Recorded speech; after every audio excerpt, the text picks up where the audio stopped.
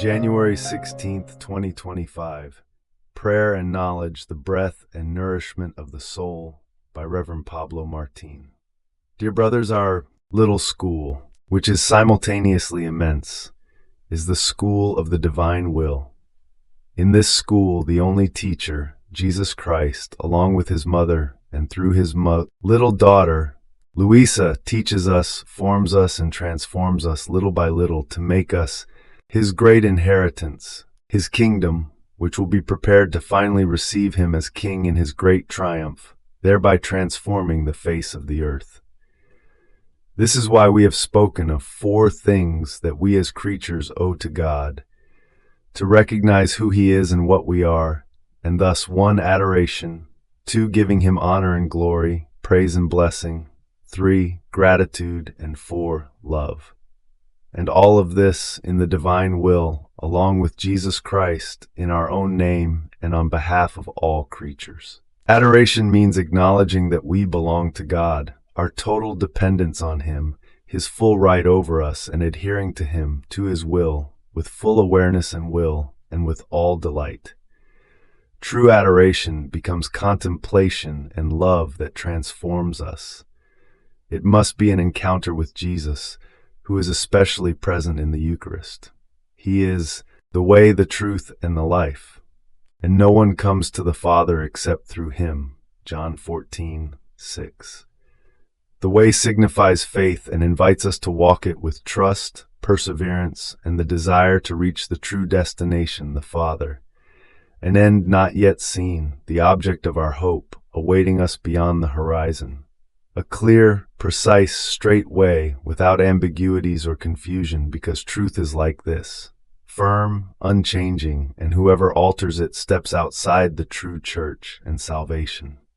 And truth leads us to true life, to the heart of God, to the source of true love or charity as indicated from the beginning, namely, the divine will, the divine fiat. Just as physical life depends on breathing and nourishment, so does spiritual life. The breath of the soul is prayer, and its nourishment is knowledge. We must not confuse prayer with saying prayers, or reading prayers, or a book. These things can be more or less useful means to the end, which is communion with the Lord. And knowledge is obtained through reading, first and foremost, of the Gospel and sacred Scripture. Then, in order to discover and acquire the hidden treasure, reading the writings on the divine will that the Lord has given us through his little daughter Luisa. Finally, Christian life develops through knowledge, which must always grow, faith. It is pursued with firm desire, hope, and is realized in love as a response to divine love, charity. Today we speak of knowledge of the divine will, which the Lord had not given before Luisa. Examine all the lives of the saints you wish, or doctrinal books. In none of them will you find the wonders of my will when it operates in the creature, and the creature who operates in mine. At most, you will find resignation, the union of wills, but you will not find the divine will operating in her and her in mine. This means that the time had not yet come for my goodness to call the creature to live in this sublime state, in the same way that I have you pray, which you won't find in anyone else. So says Jesus in Volume 14, Book of Heaven, October 6th, 1922. And if I waited so many centuries to make known my will that works in the creature and hers that works in mine, raising her almost to my level, it was because I had to prepare and dispose the creatures to move from lesser knowledge to greater knowledge. I had to act as a teacher who must first teach vowels and consonants before moving on to compositions. Until now, only the vowels and consonants of my will were known. It was necessary to move on to compositions, which will develop the life of my will. The first composition I want from you. If you remain attentive, you will do it well, and you will give me the honor of a subject given to you by your Jesus, the most noble subject, the subject of the eternal will, which will give me the greatest glory, and by forming a connection with creatures, will make new horizons, new heavens, and new excesses of my love known. You see, in my supreme will, all my internal acts, performed by my humanity, are waiting to go forth as messengers, ready to set out. Those acts were done for creatures, and they want to be given and made known.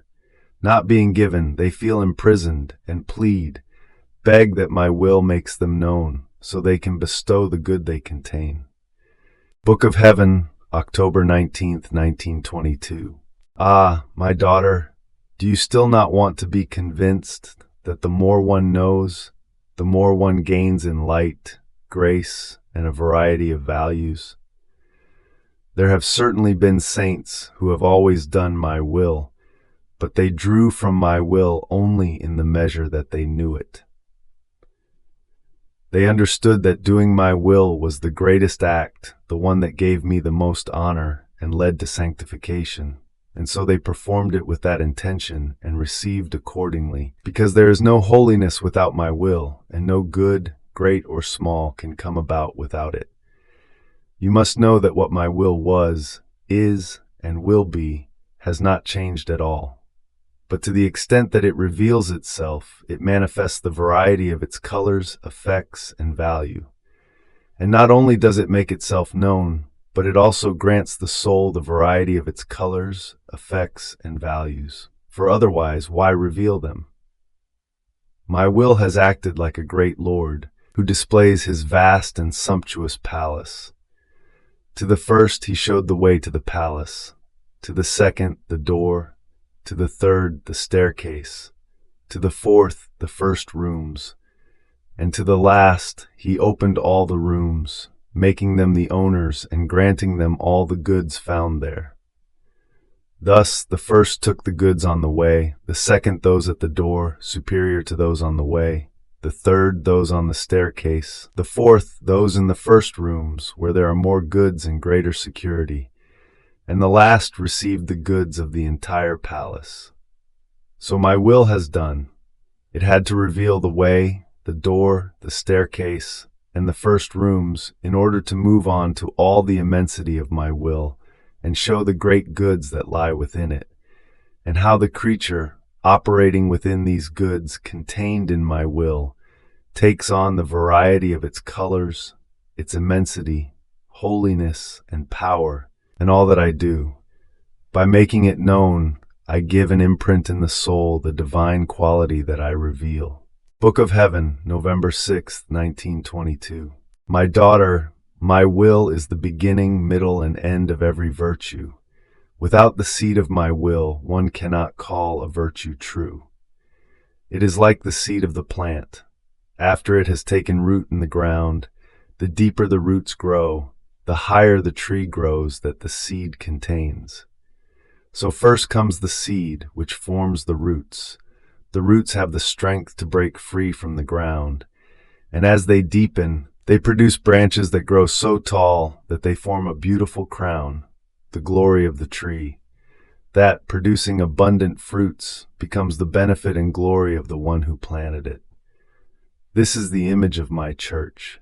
The seed is my will, from which it was born and grew. But for the tree to grow, time is needed, and to bear fruit, some trees require centuries. The more precious the plant, the more time it takes.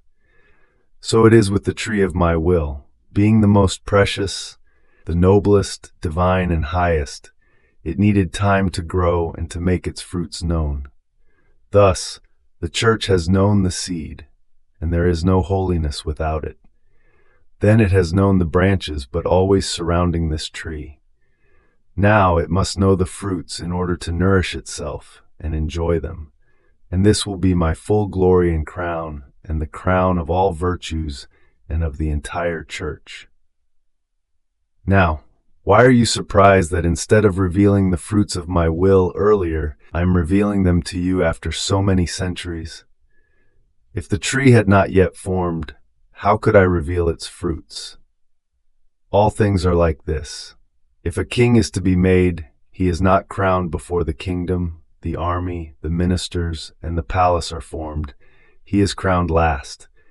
and if one wished to crown him without forming the kingdom, the army, etc., he would be a mock king.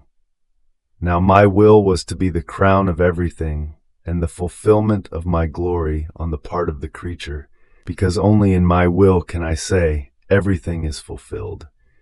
And seeing in her everything I desire fulfilled, not only do I make her know the fruits, but I also nourish her and raise her to such heights that she surpasses all. Book of Heaven, November 28, 1922. My daughter, in my eternal will, you will find all my acts as well as those of my mother, which encompassed within themselves all the acts of creatures, from the first to the last that will exist, like under a mantle. And this mantle was formed of 2 parts, one of which rose to heaven to return to my Father with a divine will, all that creatures owed, love, glory, reparation, and satisfaction. The other remained as a defense and aid to creatures. No one else entered into my divine will to do all that my humanity did. My saints have done my will, but they have not entered into it to do all that my will does, and to take in one single gaze all the acts from the first man to the last, making themselves actors, spectators, and divinizers. Simply doing my will does not lead to doing all that my eternal will contains. Instead, it descends into the creature in a limited way, in the measure that the creature can contain it. Only one who enters inside expands and diffuses himself like solar light in the eternal flights of my volition, and finding my acts and those of my mama, he places his own. Look in my will. Do you perhaps find any other creature's acts multiplied in mine, reaching even to the last act that must be accomplished on this earth? Look carefully. You will not find any. This means no one has entered.